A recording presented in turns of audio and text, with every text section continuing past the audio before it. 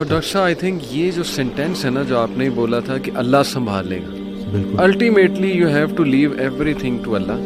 اور قرآن مجید میں بھی اللہ ایون نبی صلی اللہ علیہ وسلم کہتے ہیں نا کہ تم مشورہ کرو لیکن اس کے بعد اللہ پہ توکل کرو اور چھوڑ دو، اللہ تعالیٰ اس کو سنبھال لے گا. آئی تھنک جب ہمیں یہ بلیف ہو گیا نا کہ کائنات کا نظام چلانے والا اللہ ہے، لوگوں کے دلوں کا کنٹرول اللہ کی دو انگلیوں کے درمیان ہے، حدیث میں آتا ہے، ہر چیز ایٹم بھی موو نہیں کر سکتا اللہ کی اجازت کے بغیر. اللہ الوکیل ہے جس کا مطلب ہے ڈسپوزر آف افیئرز، تمام افیئرز اللہ نے ڈسپوز آف کرنے ہیں. جو آپ کی زندگی میں ہو رہا ہے یہ آپ توکل رکھیں، یقین رکھیں کہ وہ اللہ کی اجازت سے ہو رہا ہے، اس کا ایک مقصد ہے. بس آپ نے یہ تلاش کرنا ہے بجائے کہ اس غم کو اپنے سر پہ چڑھانے کے. جیسے آپ نے کہا you just have to find out کہ یار یہ آیا کیوں ہے، اس کا مقصد کیا ہے، یہ مجھے کیا سکھانا چاہ رہا ہے. اور سجدے میں جا کے بندہ رو پڑے اللہ کے آگے، اللہ سے تقویت مانگے، اللہ سے کہے کہ اللہ مجھے پرسپیکٹیو دے. بلکہ میں ایک کوٹ پڑھ رہا تھا، ایون دو ہی از اے نان مسلم رائٹر ہے بہت بڑا، میرے ذہن سے ابھی خیر نام نکل گیا، انہوں نے بڑی کمال کی بات کی.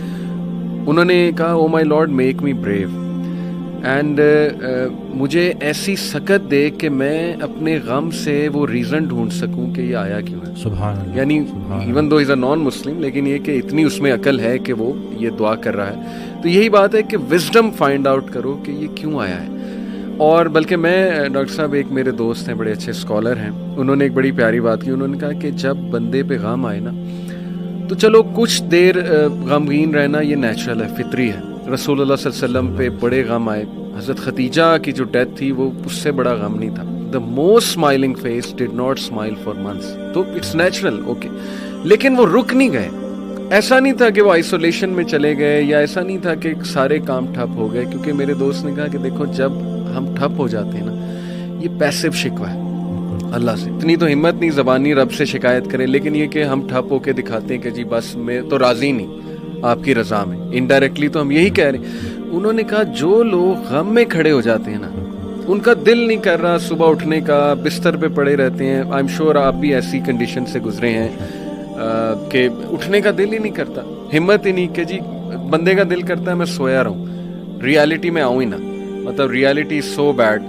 لیکن اس وقت جو اٹھ جاتا ہے نا یقین کریں، جو ہمت پکڑتا ہے اللہ کا نام لیتا ہے، آئی تھنک یہ اللہ کو وہ یہ میسج دے رہا ہے کہ اللہ میں راضی ہوں، بالکل. بس اب آپ چلائیں مجھے. صبر بھی، بلکہ میرے پاس پیشنٹ آئے تو میں ان کی میں نے کہا آپ نے صبر کرنا ہے، تو کہتے کر رہا ہوں نا. میں نے کہا کہ صبر تو ایسے کرنا ہے کہ دوسرا بندہ اپنی پریشانی بھول جائے. صبر ایسے آپ نے ڈیفائن کرنا ہے کہ دوسرا آپ کے پاس آئے اور آپ، کیونکہ یہی صبر ہے. بالکل ایسے. اب آپ کو میں دیکھ رہا ہوں آپ نے اپنے آپ کو چور چور کر دیا. اور باقی ایک اور بات کہ اپنے آنسوؤں کو لوگوں کے سامنے رائگاں مت کرنا، کیونکہ ان آنسوؤں کی خریدار رحمت پروردگار ہے، تو ان کے سامنے بہاؤ اور پھر دیکھو کہ کیا ہوتا ہے. اور باقی ایک کویسچن بہت سارے لوگ نا مجھ سے کرتے ہیں انگزائٹی سے ریلیٹڈ کہ ہمیں لگتا ہے کہ ہمارے بعد ہمارے بیوی بچوں کا کیا ہوگا. تو میں یہ کہتا ہوں کہ حضرت کہتے ہیں آڈیو میں کہ جو انسان یہ سوچتا ہے کہ اس کے مرنے کے بعد اس کی بیوی بچوں کا کیا ہوگا، اس کا ایمان نامکمل ہے. اس نے پالنے والے کی پالنے والی صفت پہ ایمان ہی نہیں لایا. جن کے لیے پوری کائنات بنائی ان کو یتیمی اور غریبی سے گزارا، ان کو ماں باپ نہیں دیے، آپ کو دے دیے. ہم شکر کے مقام کو گلے میں کنورٹ کر دیتے ہیں. صحت بھی ہے، زندگی بھی ہے، اور کب تک ہے کوئی نہیں جانتا، اور جب تک ہے وہ کوئی چینج نہیں کر سکتا. تو پھر ابھی کیوں پریشانی لیتے ہیں؟ کیا ان بچوں کو ہم پال رہے ہیں؟ صحیح بات. کیا ہم خود کو پال رہے ہیں؟ کیا ہم اس قابل ہیں؟ بے شک. قد پہ حد کا پہرا، صحت پہ بیماری کا پہرا، اور اتنے پہروں میں پیدا کیا ہوا انسان چاہتا کیا ہے؟ آزادی. تو یہ کر کے دیکھ لیں. صحیح بات. ڈاکٹر صاحب جسٹ ٹو وائنڈ اپ، کیونکہ ہمارا یوتھ کے ریلیٹڈ کام ہے، تو آپ نے کل میری آپ سے بات ہو رہی تھی، آپ نے ایک بڑی آئی اوپننگ بات کی. آپ نے کہا کہ ہم نہ ہی مینٹلی، نہ ہی فزیکلی، نہ ہی اسپرچولی اپنی یوتھ پہ کام کر رہے ہیں، اور ہم ایک بہت کمزور جنریشن چھوڑ کر جا رہے ہیں. تو what is your message for the youth in particular? کیونکہ مینٹلی بھی، ایموشنلی بھی، فزیکلی بھی، آپ کی بات ٹھیک ہے، ہم ایک کوئی طاقتور جنریشن نہیں چھوڑ کے جا رہے. دیکھیں اصل میں بہت چیلنجنگ ہے، لیکن ان بچوں کو یہ سمجھنا ہوگا کہ ابھی چونکہ عمر ایسی ہوتی ہے. اس دن بھی ایک کوئی ہارٹ بریک ہو گیا تھا تو پراپر نہ صحیح ڈپریشن میں، تو میں نے اس کو کہا کہ ہر اس انسان کا شکریہ جس نے میری آنکھوں کو آنسو دیے, یہ آنسو مجھے اللہ کے پاس لے گئے. اس انسان کا سب سے بڑا تحفہ یہ جدائی ہے جو تجھے اللہ کے پاس لے کے جائے گی. لوگ کیا کرتے ہیں, یہ جو غیر اسلامی تعلقات, اسی طرح سے غیر شرعی چیزیں, یقین جانیں آپ جتنی مرضی دیکھ لیں سکون نہیں ملے گا آپ کو. اور یہی جو آپ کی گروئنگ ایج ہے نا, اس میں آپ کے ہارمونز بھی آن پوائنٹ بہترین ہیں. اسی عمر میں آپ نے سپورٹس میں انڈلج ہونا ہے, آپ نے پراپر طریقے سے ڈائٹ کا خیال رکھنا ہے, اور سب سے بڑھ کر یہی لرننگ ایج ہے, اس میں آپ نے سیکھنا ہے. اور جیسے جیسے آپ ایک قدم بڑھائیں گے اللہ کئی گنا زیادہ آپ کے قریب آتا جائے گا. اور یہ ٹرائیڈ اینڈ ٹیسٹڈ چیزیں, مجھے یہ بچپن میں سکھایا گیا تھا کہ صرف شہرت, دولت اور یہی چیزیں ہوں گی تو بس یہی سب کچھ ہے, کیونکہ ہم ادھر ادھر ہی دیکھ رہے تھے. لیکن سب کچھ ہوتے ہوئے بھی انتہائی بڑا خلا تھا جو پورا نہیں ہو رہا تھا. تو ہم تو چلیں, وہ کہتے ہیں نا اگر سیدھی طریقے سے اللہ کے راستے پہ نہیں آتے تو اللہ گھما کے لے کے آئے گا. تو ہمیں تو بہت سی چیزوں سے آپ نہیں گزریں گے انشاءاللہ ان چیزوں سے. آپ کے پاس یوٹیوب پہ کانٹینٹ موجود ہے جو خالصتاً اللہ کی رضا کے لیے لوگ بنا رہے ہیں.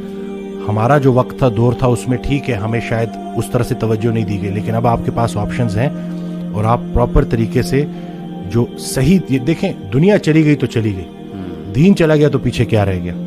تو میں کہتا ہوں کہ دنیاوی تعلیم میں جتنا عبور حاصل کر سکتے ہیں کریں, لیکن اللہ کو بیچ میں رکھنا ہے. صحیح بات. اور دوسرا یہ کہ فائدہ بخش ہونا ہے لوگوں کے لیے, کہ آپ کی ذات سے لوگوں کو نفع ہو. صحیح بات. تو یہ انشاءاللہ اگلی جب جنریشن ہمیں ریپلیس کرے گی تو وہ ہم کوشش کریں گے جی انشاءاللہ. اللہ کے قریب ہونے سے آپ کو مینٹل اسٹرینتھ ملے گی, پرسپیکٹیو ملے گی. جتنے بھی عظیم کام ہیں وہ غیر عظیم زمانوں میں ہی ہوئے ہیں. غیر عظیم جہالت کے معاشرے کے ساتھ اللہ دو کام کرتا ہے, یا عذاب بھیجتا ہے یا رحمت للعالمین کو بھیجتا ہے. تو رسول اللہ صلی اللہ علیہ وسلم ہمارے دلوں میں ہے, تو جن کے دلوں میں رسول پاک صلی اللہ علیہ وسلم کی عملی محبت ہے اللہ ان پہ عذاب نہیں بھیجتا. تو نیگیٹو نہ سوچا کرے پتہ نہیں ملک کا کیا ہوگا, نہ یہ چیزیں آپ نے بگاڑی ہیں. صحیح بات. نہ آپ یہ ٹھیک کر سکتے ہیں, اللہ ہی ٹھیک کرے گا, لیکن آپ خود کو تو ٹھیک کر سکتے ہیں نا. زبردست. جس نے اپنے آپ کو پہچانا اس نے اپنے رب کو پہچانا. تو اپنے آپ سے آپ آشنائی حاصل کر لیں اور دیکھ لیں کہ آپ کا انٹرسٹ کیا ہے. بالکل صحیح. جو بھی کام کریں انٹرسٹ سے کریں, اور اس میں حصہ لوگوں کا رکھ دیں کہ لوگوں کے کام آئیں آپ, تو باقی انشاءاللہ کامیابی ہے. امیزنگ سر, بہت شکریہ, بہت اچھا لگا. may Allah bless you. اللہ تعالیٰ آپ بلانے کے لیے شکریہ. کہ نہیں اٹس این آنر. اللہ آپ کو مزید ترقیوں سے نوازے, اللہ تعالیٰ برکت دے آپ کو لائف میں, اور دنیا آخرت دونوں کی بہترین چیزیں دیں انشاءاللہ. ول کیپ ان مائنڈ انشاءاللہ. جزاک اللہ. السلام. Thank you.